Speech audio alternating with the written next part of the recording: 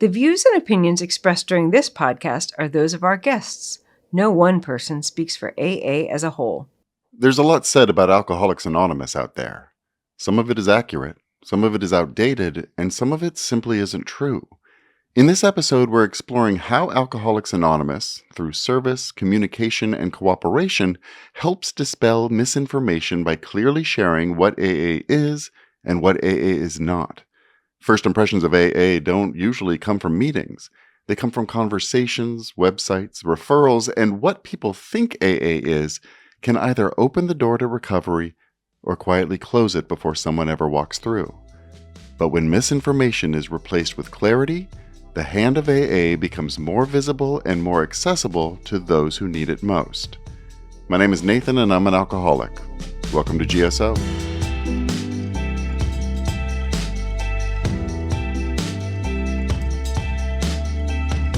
For our first segment, we are going to change perspectives. The following recording comes directly from the Southwest Regional Forum held in Albuquerque, New Mexico in November 2025. It's a talk on the subject of cooperation with the professional community given by Veronica Ramirez. It's a beautiful moment for me. Thank you so much. A Class A General Service Board trustee. Class A means that Veronica is a non-alcoholic. My friendship with AA started in 2015, and AA never ceases to amaze me. As a non-alcoholic friend of AA, Class A trustees are available to appear in public on behalf of Alcoholics Anonymous and are primarily selected for their professional experience, expertise, and familiarity with AA, providing a rich source of wisdom and perspective. Here's Veronica talking about her professional work in the judicial system. Right, so I started as a field officer, boots on the ground, going out to see people, doing a lot of pre-release planning inside of the prison system, so as probation officers, and we would try to prepare them as much as we could for release. There was nothing to me better than actually the hands-on work with the imprisoned and their families, because we all know that when people go to prison, a lot is involved in that. So it's not just the inmate, but the families as well. Just like any service position in AA, trustees rotate. There are 7 Class A's at any given time, and they can serve up to 2 consecutive 3-year terms. It's a big commitment. So what would inspire a non-alcoholic to devote so much time and energy to a program of recovery of which they do not belong? So I remember when I worked for the parole officer, people that had been released from Texas prisons were reporting to me and talking to me about AA. I mean, we had heard about AA and we knew about AA, but we didn't really know about AA, right? So it was just like all of this talk about anonymity, and I was like, what even is that? Like, unless you all go and tell us, we don't know. And so those things where I looked around and I thought, why is this person changing and this person is not? Why is it that this group continues to go back and this group is seeing some positive changes? And what I could point to was Alcoholics Anonymous. When I started really getting involved and really learning about it, it was eye-opening. As a probation officer in the state system and federal system for 21 years, I have not seen anything be as effective as AA. AA has a beautiful way of being gentle, warm, loving. And then I started to realize, no wonder this works. No wonder this works. I saw a lot of positive change, but we don't know those things unless we hear it from all of you. And this is where we hear the insight and perspective that a non-alcoholic professional can bring to carrying the message of AA to those that may not be as familiar. I think learning the important words to use, because when you talk to professionals, you have to talk their lingo, right? If anybody told me positive outcomes, lower recidivism, re-entry, cost containment, low budget, like that's what we want. If you use words like free, what? Okay. I definitely want to hear about that, right? The other thing that I want to talk about is the professionals themselves. So As a federal probation officer, we're considered law enforcement. So we're hazardous duty. But it is a field where I think a lot of professionals probably suffer from alcoholism. And so don't forget that, because I think it's really important. And I think in this area, there's still a lot of negative connotations associated with that. Go into an office, into a probation office, into a medical facility, into a child protective service office. Don't forget about the juveniles, please, into a juvenile probation office, into the prison system, and say, this is who I am. May I please schedule a 5-10 minute meeting with the warden, with your chief, with the chief judge. Do it. And if they don't give you the time, just be persistent, right? Or if the chief doesn't have time for me, can I just leave this with you? And it's the grapevine with maybe your little contact number. And I say that because we do get really busy. Like AA has so much to offer for people that are busy. The podcasts are great. I mean, I love them. I think that would be a very effective tool. Somebody may not be interested in an open AA meeting. They may not want to yet, but there's so many other things, right? And so I would also think about the podcast and how you can use that if you're dealing with professionals that are busy. So I'm here to tell you again, the work that you're doing is incredible. It's amazing. Keep doing it. There's such a need. You're saving lives, and that's incredible work.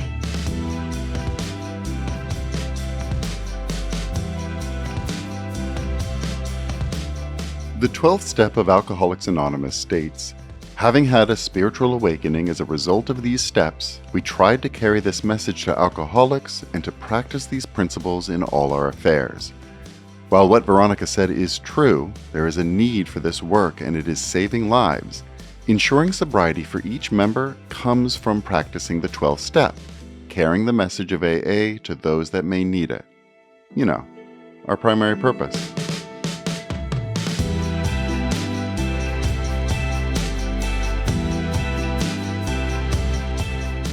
In this podcast, we respect the anonymity of AA members. Last names are shared only for those who are not in AA. There are lots of different options today to get sober, and Alcoholics Anonymous is not trying to convince anyone that AA is the only way. We've just found a way that works for us, and we share that with others. When searching online, it may be unclear if you found an AA resource or something else. I had a quick convo with Kelly C., the staff member on the public information desk, on how to confirm if what you found online is actually Alcoholics Anonymous. Hey, Kelly. Hey, Nathan. If you're looking specifically for Alcoholics Anonymous, what are some tips for identifying AA information online? That's a great question. Like you said, there's a lot of resources out there, and AA is not trying to convince anyone that AA is the only way to stay sober. We just found a way that works for us, and we try to share with others. So if you're looking specifically for AA, there's some things to look out for online. And the first one is checking that website address. The official Alcoholics Anonymous World Services website is www.aa.org. Okay, great. So are there any red flags that someone might find online that would tell you this is not officially Alcoholics Anonymous? Totally. So if a website describes paid memberships, exclusive access, or special recovery services presented as AA, it may not be affiliated with AA, and it's good to double check that. Good to know. Great. You know, it's interesting talking about anonymity and online because we're putting information about ourselves out there, but we in Alcoholics Anonymous take anonymity very seriously. Would we ever ask for personal information from somebody online? Great question. So if you're not buying something on our online bookstore where you provide those details, you wouldn't need to provide any personal details like full name, address, or any financial information to attend AA meetings. If a site asks for personal or financial information to take part in AA activities, it's really best to pause and seek confirmation from an AA source. And what if we have more questions? Yeah, if you have any questions on whether an AA resource is legitimate, feel free to contact us at publicinfo@aa.org. Awesome. Thanks, Kelly. Of course, thank you.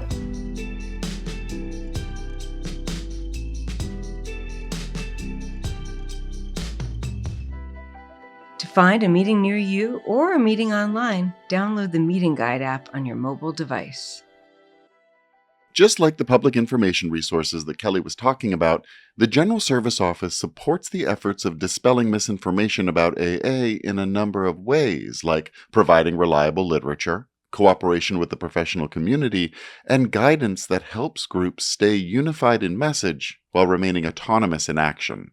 Speaking of autonomy, our next segment explores one area's actions in their work toward dispelling misinformation about AA. We're going to hear a couple of abbreviations in our conversations, so just to review, CPC stands for Cooperation with the Professional Community, and DCM stands for the service position District Committee Member. Dan, thank you so much for joining us today. It's great to be here, and I'm grateful for getting the chance to share a little bit about what our area does. You are the Area 59 Eastern Pennsylvania delegate. Correct. And your annual Eastern Pennsylvania General Service Assembly, you invite one non-alcoholic professional to observe and participate. Yes. Can you tell us a bit about the value of non-alcoholic professionals being invited to the assembly and where that tradition came about? Well, I think the value is, a lot of people think they know something about AA. And even if they're in a professional setting, unless they know somebody who is an AA member, there's probably a lot of misconceptions. And so it really gives them a chance not just to dispel some misconceptions, but to see that there is a lot that happens in AA besides people just going to meetings. And I think it gives them a great opportunity to see just how joyful our gatherings can be and give them a greater sense, too, of all the different kind of work that happens at a broader level in general service besides just meetings. Without exception, the people who have come always say that they gain such a new understanding compared to what they thought before. Especially this year's observer, he had a really, really great time. Let's talk about that. This year's observer was a judge, is that right? Yes, the judge, he really got to see a lot of different things from the different committee workshops. This year, I think we had some really great speakers. So I think that was also great to give the judge, more of a sense of the type of work that happens in AA. Also, one of the things we do every year is we have a lunch with the guest observer. It's pretty informal. I think it sort of broadened his sense of, what AA can be and how big our reach really is. It went really well. I mean, I was really pleased, and I think everyone had a really great time. That's really great to hear. The professionals that are invited and they participate, it seems like there's an opportunity for a lot of misconceptions to be dispelled as they listen, observe, and get to meet other members and other officers. I saw in the notes from our archivist that there's been some interesting reactions that people have had. One, we had a law enforcement officer one year who broke down while speaking at the podium. Another interesting comment we got, a woman went to the mic and said, "When I arrived on Friday, I was confident I knew all about AA. 10 minutes later, my jaw was on the floor and I'd realized I knew next to nothing about AA." Wow. So that's pretty interesting to hear. It really is. You spoke about your archivist. I know you did a little bit of research. Did you get to learn about how long this tradition's been going on? And it's been going on a long time. Yeah, basically from 1976 on. We've had anyone from parole agents, ministers, police officers, doctors and nurses, high school teachers, magistrates, judges, detox managers, penitentiary management, human resource managers, and in 1988, we had a radio talk show host. Wow. I wasn't yet in the program at that point, so I missed that one. I would have liked to have been there too. As area delegate, is it your responsibility to choose and invite who would come and observe? Actually, how our process works is the chairperson sends out a boilerplate letter that gives a little bit of background about, who the guest observer is, what qualifications to look for. And we ask DCMs to submit a candidate. And then each DCM will be given 2 minutes to give a little talk about who their guest observer is. And then we will pick a nominee.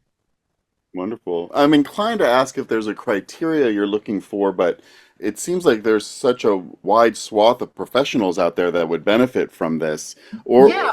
Yeah. or is there a specific thing that you're looking for? Well, what we say is we look for somebody who doesn't have a lot of familiarity with our fellowship, because you're going to get the most value out of someone who knows little. They'll learn a lot. Someone who has opportunity to come in contact with people who are in AA or alcoholics, and someone who, in a professional setting, doctors, judges, pastors, social workers, and so on. You spoke so well about the value of having these guest observers come. It seems like there's a real need to be able to have more, not just in your area, but maybe this could be paralleled in other areas as well. I was just going to say that I was surprised that you all thought this was such an amazing thing, because I kind of thought, oh, well, why wouldn't you do this? It just seems like one of those things that seems like such a natural thing that every area would want to do it. Well, maybe they'll hear this and get inspired. I think that would be a great outcome. The only thing that can happen by exposing people to events like, conventions or assemblies is, it's only going to increase awareness and be something positive. So I would think there's like zero downside. Well, actually, I can remember one time. Sorry, there was one year where we actually withdrew a candidate at the last minute because someone worked with the guest observer professionally. They just didn't want that person to know that they were in Alcoholics Anonymous. They want to protect their anonymity. That makes sense. Yeah. Mm-hmm. But other than that one case, we've never had anyone be uncomfortable coming. Dan, did you have any misconceptions about AA when you first came into the program? I think like a lot of people, it was the last thing I wanted to do. Maybe the thing is I'm not sure exactly what I expected, but it was completely different. I don't remember much about my first meeting, but I do remember that I felt like I was in the right place. And I would say probably though the biggest change as far as how I viewed AA was when I actually got into general service, because, I think it's a shame that so many people don't know anything about how we work. People love to say how AA saved my life, and yet they don't want to learn how we make decisions, which I think is crazy, because, for people who get service, it's like it makes AA so much bigger, which I think that's been the biggest thing for me, is just how huge AA is and how much power there is when alcoholics get together. Along with being area delegate, you are the chair of the CPC committee at the General Service Conference. How has your experience with this tradition at your assembly affect your commitment, or vice versa? As a chair, how has it affected the work you do at your assembly? Yeah, I think that this whole thing has really been very typical in AA, a learning experience, because I really knew next to nothing at all about CPC other than, I knew professionals, but that was really it. And so I think the thing that's amazed me the most is just the level of commitment that some professionals have to our fellowship. It's really, really inspiring. Particularly at the international, I went to one of the CPC panels, and it was somebody who basically their entire life they devoted to AA, almost more than an alcoholic, which was really incredible. So I think that, has really just given me a much deeper appreciation for how many opportunities we have to reach people through professionals in different ways, just things that I never even thought of. So I think that's certainly given me a much greater appreciation of how us having a guest observer directly ties into that, because, I think somebody who actually learns more about what AA is, they're going to be more likely to recommend us. So along with CPC, along with cooperation with the professional community, treatment and corrections are two other service committees that have lots of opportunity to dispel misinformation in AA. Additionally, many areas have what is called a Bridging the Gap program. Can you talk a bit about how those service efforts connect? It's an interesting question, because I think there's a lot of overlap in general, if you think about it, between a lot of our different service committees, and they all tie into each other one way or another. Our area does have a really strong Bridging the Gap program that's kind of grew up since I've been in service. Maybe your Bridging the Gap coordinator could tell us more about it. What's their name? Jim L. You think Jim would be willing to talk to us? Oh, absolutely. Absolutely. He would. He loves talking about Bridging the Gap. Hey, Jim, how are you, man? How you doing today? Dan B was just telling us that you are the Bridging the Gap coordinator for Area 59 Southeast Pennsylvania. Yeah, for about the last 4 years, I've been doing it now. I know that every area in AA does Bridging the Gap differently. What does Bridging the Gap look like for Area 59? Area 59, for a number of years, their treatment and their corrections handled bridging the gap. But because of the spirit of rotation, every time it got up and got moving, it kind of faltered out when everybody swapped out. So Area 59, about 8 years ago, our past delegate, Ken D, decided that he wanted to have a permanent position to keep some kind of continuity between the transitions. So in Area 59, treatment and corrections is who I answer to, but I am kind of a standalone with that. What that does is allows me to keep databases up to date, keep connections up to date. And when all the different intergroups and districts all rotate in and out, it allows me to track down the next person and keep all the lines of communications open. What kind of misconceptions do you notice with new AA members coming from treatment? I think a lot of times, because of all different programs you have temporary sponsorship, you have 12-step calls, you have ride share, different intergroups have different things. They tend to mix all that up. Bridging the gap is literally to get you to a meeting, get you through your first week of meetings, and answer all those eyeball questions that make no sense to somebody first coming into AA. So what are some of those oddball questions? What are those banners hanging on the wall with the 12 rules? You know, what's a home group? What's a sponsor? You know, I say it all the time when I do my workshops that you hear two types of stories in AA. You hear the person that pulled up in the parking lot, was scared to death, left, and it took them 5 years to get back to AA.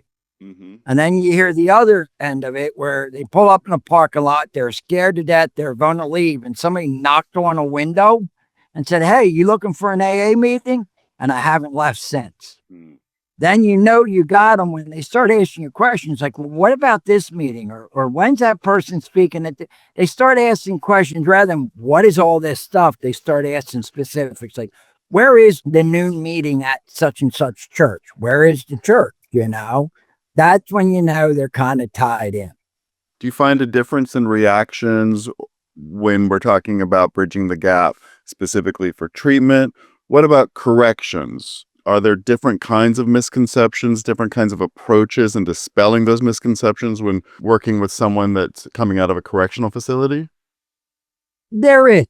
I think the ones coming in out of corrections, remember, coming out of treatment, you just had 30 days or 20 days of everybody hugging everybody and everybody pumping everybody up and everybody encouraging everybody. So they kind of come to AA expecting it to be just like their counseling group. And it's kind of like a little step down, but they're comfortable. Coming out of corrections, when a lot of people are coming up to you and being friendly, your first instinct after doing time behind bars is, what do you want from me? Yeah, defensive. And I pick it up sometimes in a room. They sit in the back corner, back to the wall, arms crossed. They're not sure what this is, but it sure isn't what they just came from. And then I explain to them, hey, I know on the inside, somebody's nice to you. They want something. It's kind of the same out here. I said, but what you don't understand is we need you here. You won't understand this for about 6 months, but you're important to us. We don't want anything from you other than keep coming back. And then I tell them, so that 6 months, a year from now, when somebody else comes out of a state correctional facility and you walk in and see them sitting in the corner, you do the same thing I just did to you. And that's why we need you. Yeah. Wow. What kind of misconceptions did you have about Alcoholics Anonymous when you first got into the rooms? Well, the obvious one is they thought you were going to teach me how to drink. I thought you were going to teach me how to drink like a gentleman, you know? And that went right out the window when I met my first sponsor. I wanted to stop hurting. I wanted to stop getting in trouble. I wanted to stop hurting those around me, but I didn't know what to do. I think my misconceptions were, as everybody says, the guy with the brown bag under the bridge, hasn't showered in 6 months. What I learned quickly was that's not what AA was. There was lawyers, doctors, priests, nuns. We had 2 nuns back in the 80s that were, they were beloved by people in AA, and you didn't know they were nuns until you ran into them somewhere else, like at the Acme or something. So that kind of changed my conception of what AA was. You dispel these misconceptions effectively, and you're speaking a lot about that connective tissue between individuals and fellowship. What about resources beyond people, flesh and blood? What kind of literature do you find most helpful? GSO literature, like the pamphlets for volunteers or requests. I do use the Bridging the Gap pamphlet. Use a lot of the what AA is and isn't. So we kind of use whatever it takes to get a hold of somebody. The key is you wanting to get sober. If you do, AA's there, and we'll find a way to help you do it. Thank you, Jim. Thank you.